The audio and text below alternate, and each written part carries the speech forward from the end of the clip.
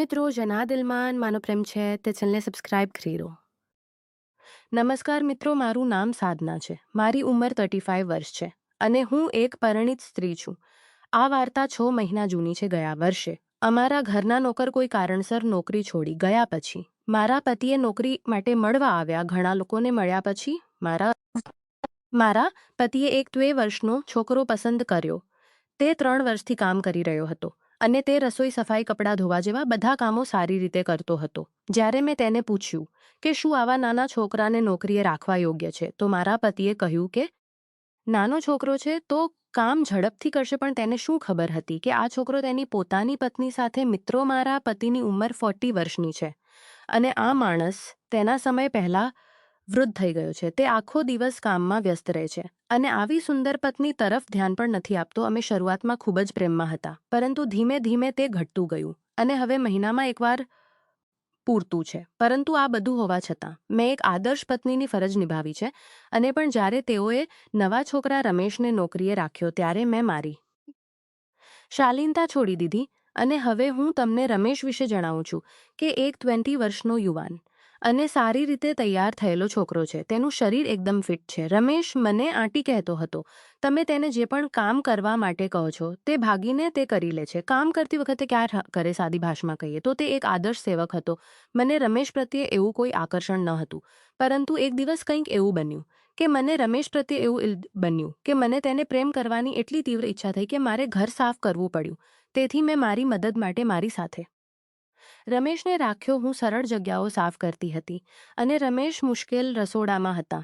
હું નીચે સાફ કરી રહી હતી અને અમે બંને રસોડામાં હતા. હું નીચે સાફ કરી રહી હતી અને મેં રમેશ કપડાં ગંદા ન થાય તે માટે શર્ટ કાઢી નાખ્યો હતો. હવે ઉપર તેણે માત્ર બનિયાન પહેર્યો તે માટે શર્ટ કાઢી નાખ્યો હતો અને નીચે પાયજામો પહેર્યો હતો અને તેની હિલચાલને કારણે સ્ટૂલ લપસી ગયું. તરત જ મેં મારું કામ છોડીને સ્ટૂલ પકડી લીધો જેથી રમેશ પડી ન જાય. મેં તેને કહ્યું, દીકરા, ક્યાંક પડી ન જવાય, ધ્યાન રાખજે. તેણે કહ્યું, ઠીક છે આંટી. હવે હું સ્ટૂલ પકડી રહી હતી એટલે તે બેદરકાર બની ગયો અને ચાલને ગયો અને જોરથી છત સાફ કરવા લાગ્યો. તેની હિલચાલને કારણે તેનું શરીર અચાનક મારા મોંને સ્પર્શ્યું અને તેને જોતાં જ મારા શરીરમાં કરંટ વહી ગયો. મને ખબર નથી કે મેં મારા પતિ સાથે સમય પસાર કરી ગયો પછી અને મને તરત જ તેમને પ્રેમ કરવાનું મન થયું. પછી મારા મોં પર પાણીને પ્રેમ પડ્યું. મેં ઉપર જોયું તો રમેશના શરીરમાંથી પરસેવો ટપકતો હતો.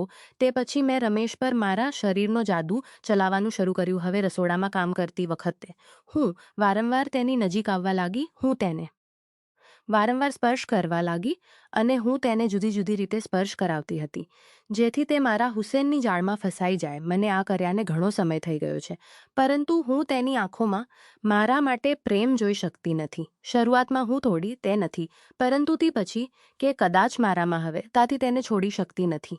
પછી હું એક દિવસ નહાવા બાથરૂમમાં ગઈ. ઘરમાં કોઈ ન હતું.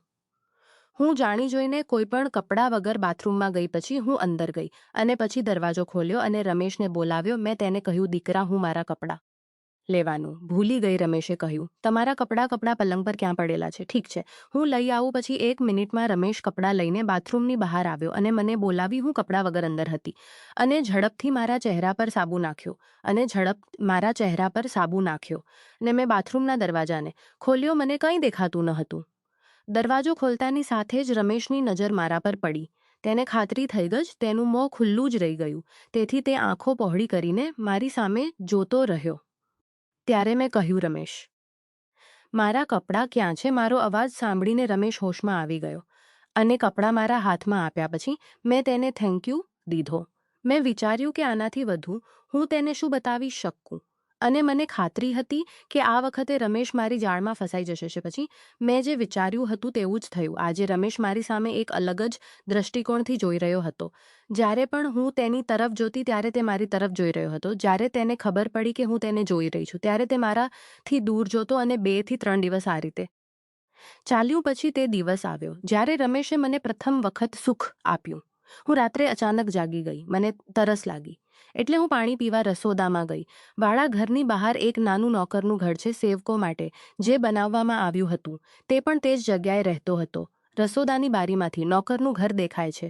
પાણી પીતા પીતા મારી નજર નોકરના ઘરે ગઈ. મને વિચાર આવ્યો કે આટલી મોડી રાત્રે રમેશ શું કરતો હશે. પછી હું ઘરની બહાર નીકળી અને નોકરના ઘરે પહોંચી તો મેં જોયું કે બારી ખુલ્લી હતી. તેથી હું ધીમે ધીમે અંદર ડોક્યું કરવા લાગી. મેં રમેશને બેડ પર પડેલો જોયો. તેના એક હાથમાં ફોન હતો અને બીજો હાથે તે પોતાની જાતને શાંત કરી રહ્યો હતો.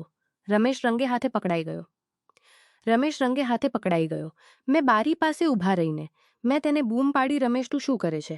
મારો અવાજ પોતાના હાથ વડે સંતાડવા લાગ્યો. પછી મેં તેને દરવાજો ખોલવાનું કહ્યું. તે કપડાં પહેરવા લાગ્યો. મેં તેને ના પાડી અને આ જ હાલતમાં તેને દરવાજો ખોલવાનું કહ્યું. હવે તે લાચાર હતો અને એને એમ જ દરવાજો ખોલ્યો. પછી હું સીધી એના પલંગ તરફ અંદર ગઈ અને ત્યાં એનો ફોન પડેલો હતો. એ કંઈક સમજે કે કંઈક કરે એ પહેલાં મેં તેનો ફોન ખોલ્યો, કારણ કે તેના પર કોઈ લોક ન હતું. પછી મેં જે જોયું તેનાથી હું અલગ અલગ એંગલથી લેવામાં આવ્યા હતા તેમ હું આશ્ચર્યચકિત થઈ ગઈ. તેના મને યાદ કરી રહ્યો હતો. તે જોઈને મને ખૂબ આનંદ થયો, પણ મેં તેને બતાવ્યું નહીં, પણ મેં ગુસ્સાનું નાટક કર્યું. પછી હું તેની તરફ વળી અને તેને ગુસ્સાથી જોવા લાગી. તેના ચહેરા પર સ્પષ્ટ દેખાઈ રહ્યું હતું હું કંઈ બોલી રહી ન હતી અને તેની સામે જ જોઈ રહી હતી. ત્યારે રમેશે કહ્યું, પ્લીઝ મને માફ કરો આંટી, મેં ભૂલ કરી છે. તારી મારા પર ખરાબ નજર છે. રમેશે કહ્યું, ના એવું નથી. મેં ક્યારેય તમારા વિશે ખરાબ વિચાર્યું નથી, પણ તમે એટલા સુંદર છો કે હું તમારા વિશે વિચારું તો હું વધુ ગાડી ચલાવું છું તો બહુ મજા આવે છે. જો કે મેં ત્યારે તમારી સાથે કંઈક કરવાનો કે તમને સ્પર્શ કરવાનો પ્રયત્ન નથી કર્યો. તેની પાસેથી આ સાંભળતા જ હું તેની નજીક ગઈ. પછી મેં તેને કહ્યું, આ હું ઈચ્છું છું કે તું મારી સાથે કંઈક કરવાનું વિચારે, મને સ્પર્શ કરવાનો પ્રયાસ કરે. અને મારા આ શબ્દો સાંભળીને તેનો ચહેરો આનંદથી ભરેલો હતો. આ વાર્તામાં બીજું શું થયું તે તમે હવે પછીના વિડીયોમાં જાણી શકશો. તો મિત્રો, તમને આ કહાની કેવી લાગી એમની કમેન્ટ કરીને જણાવો. અને જો તમે અમારી ચેનલ પર નવા છો તો અમારી ચેનલને સબસ્ક્રાઈબ કરો અને બેલ આઇકન દબાવો.